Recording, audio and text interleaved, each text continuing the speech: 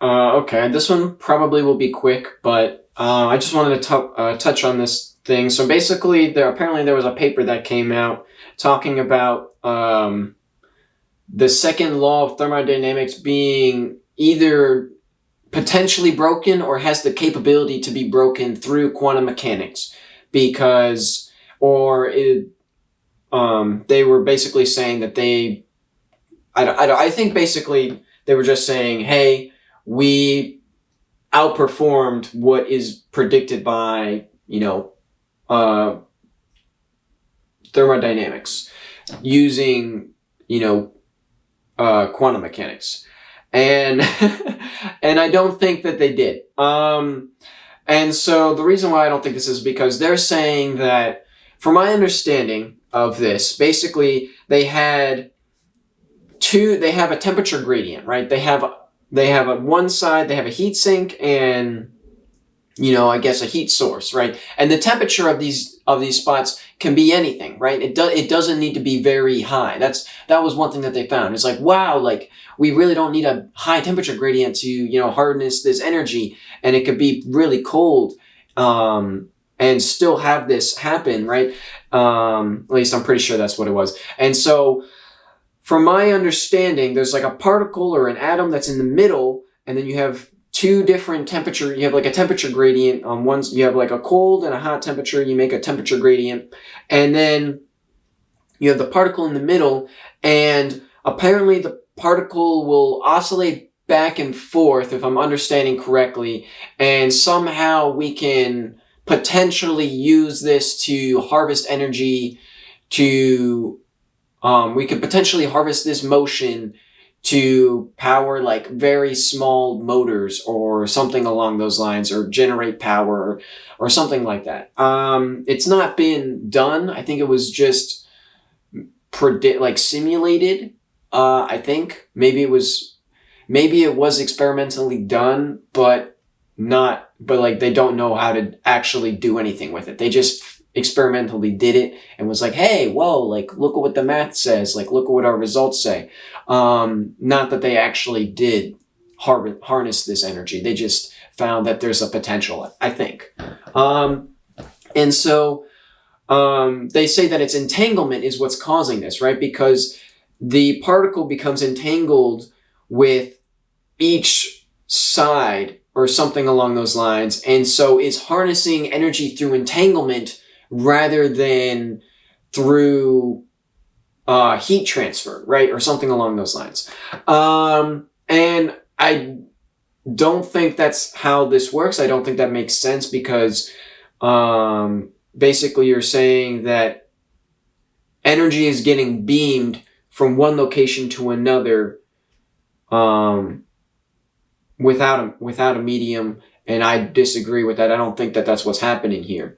And from my understanding, it's more efficient than a standard than the standard like Carnot cycle, or like the whatever the current like plot is. It was slightly better, and this is not permanent, of course, though. So it does that for a little bit, but then it kind of falls off and then stops, right?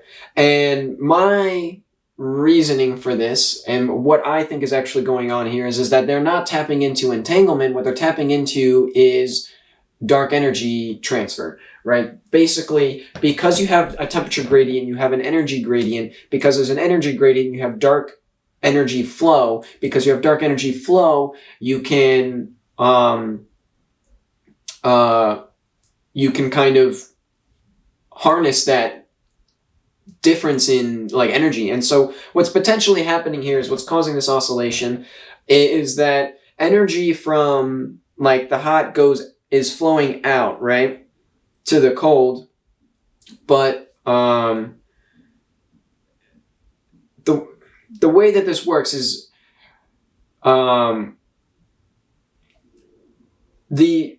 there's a transfer of energy from like the hot to cold by a flow of dark energy, and eventually this cuts off and stops, or slows down and stops, because the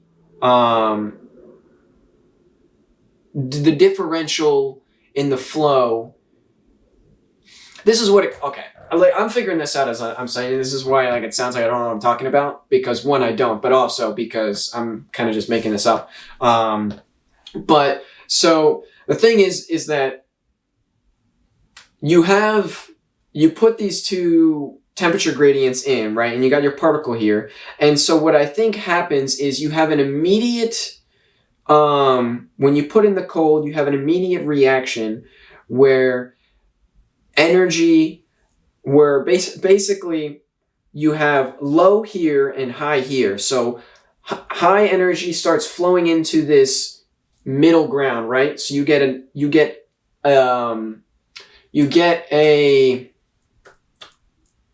like a peak, right? So basically we're creating a wave here.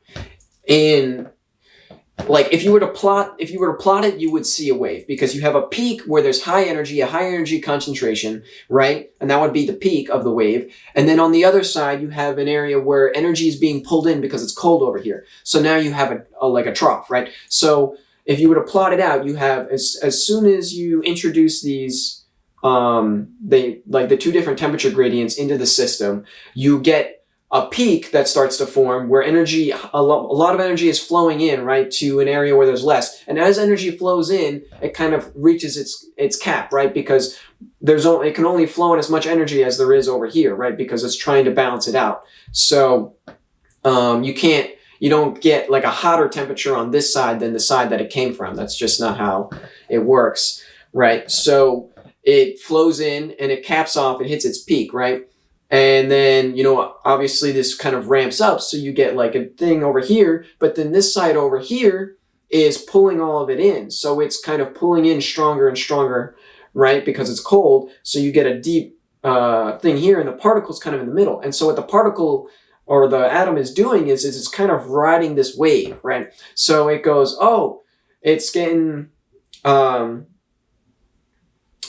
like, the flow naturally, basically it falls down this wave, right? Almost like it's surfing. Right? So it falls down the wave and goes, ah! But as like it tops off down here, this energy flows in, it starts to kind of level out, right? And because it starts to level out, it kind of comes up, and then you get this side kind of like all the energy, because there's such a low, since there's a lower concentration over here, you get all of the energy that's concentrated over here flowing this way faster, right? So you get a stronger push this way, which leaves a kind of a dip on the other side. So as it moves this way, it goes, right? It falls down the wave a little bit, but then the wave kind of builds up, and then it reaches up, and then it falls down this way, right? But then this side starts to build up again because, more energy pours in. And then it lifts up on this side, and then it flows back this way, right? And you get this kind of back and forth oscillation happening, right? But eventually, this fluctuation in the temperature gradient slowly over time, like it's going to damp itself out, right? And it comes back to an even flow, and it comes back to an equilibrium where you don't have this, it's pulling in too much energy. The temperature and the energy has kind of balanced out to a point where it's just constant flow across the whole thing. And once that's the case, then the particle no longer has any wave to ride back and forth on, right? There's no more energy wave to ride back and forth on. And so it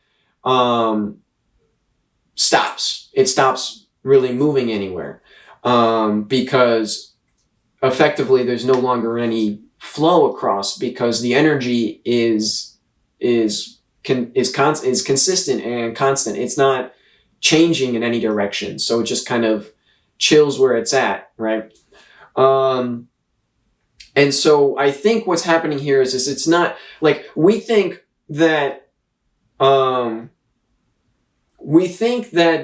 dark energy is not a fluid, and that so energy can't be transmitted through it. But you can't insulate against dark energy. It just permeates through everything, right? Because it's on a smaller scale. Like there's no material that can plug up the holes of dark energy. It just permeates through everything because It's just on such a small scale in comparison. There's just too much empty space in any atom. So no matter what you do, you're going to get this flow happening everywhere. And I think what's happening there is you're tapping into that flow. And the reason why you get a higher efficiency is because you're not getting loss factors in the energy. You're tapping straight into dark energy. You're not tapping into, the radiation from the radiative energy from atoms, which is it's not the primary source. The primary source is dark energy. Well, the primary source for matter is dark energy, right? And so instead of harnessing the waste energy, the waste heat, right, from atoms, we are harnessing the direct combustion energy, basically, right? We're getting it straight from the fire, right? Straight from the steam, rather than from the recycled air. And so, as we know, if you have higher energy, or higher temperature, you end up with a higher gradient, which results in a higher efficiency. And this is why we get a higher efficiency, because you are using higher energy, right? So the energy just ends up being more, it just ends up being more efficient because you're using basically higher energy. And I think that makes sense. I don't know. You can let me know how well I did on my description there. I like kind of the picture of, the atom surfing the wave. To be clear, though, there's not a physical wave there. That's just what the graph would show. If you were to measure the energy density, you would get a wave. To be clear, it is not that there is a physical wave that this is riding on, right? It is just the energy, the wave that it's riding is just an energy differential, right? It's riding, it's just data. It's not a physical wave. What's actually there is that because it's just moving with the flow of the particles. So when there's more energy in one direction, right, the particles are going to flow away from there, right? Because if there's more energy, there's more mass, more crowded, not not actually energy favorable, right? It's more energy favorable to spread out. But then that makes it cold, but that's not really a problem for particles. That's just a problem for us. And so, so what happens is since it's hot, they flow towards the cold, but as it starts to get warm over here, then it starts to get colder over here, right? And then they flow with high intensity, there's a higher flow rate this way, right? So they get pulled this way stronger, so it follows that stronger flow. But then there's kind of, since the flow is so strong that way, you start to get a flow back the other direction because a lot of energy flew this way. Now it's more concentrated on this side. It's hotter over here than it was over here. And now it flows back this way a little bit. But then it gets hit with another wave of higher energy. And so it starts to flow back this way again, right? And then it bounces up again and then starts to flow back this way. Then it gets built up and it flows this way. Then it starts to bunch up again and it flows back this way. And so you get this kind of flow back and forth. And that's why the particle moves back and forth. It's not really, it's not riding, the wave is just data. It's just statistical. It's not real, right? I think that's so important because that's why we keep getting things so confused with everything's a wave. No, it's just that waves are very common emergent behavior of our reality. And so we think our reality is made out of waves because our reality produces so many waves, but the waves are just an emergent behavior. They're not the base of reality. And so I just realized that that's probably very important to highlight there because some people would be like, oh, waves, oh. So there's not actually a wave that the atom or the particle is surfing. I was just having some fun. All right, so relax. Anyway, peace out.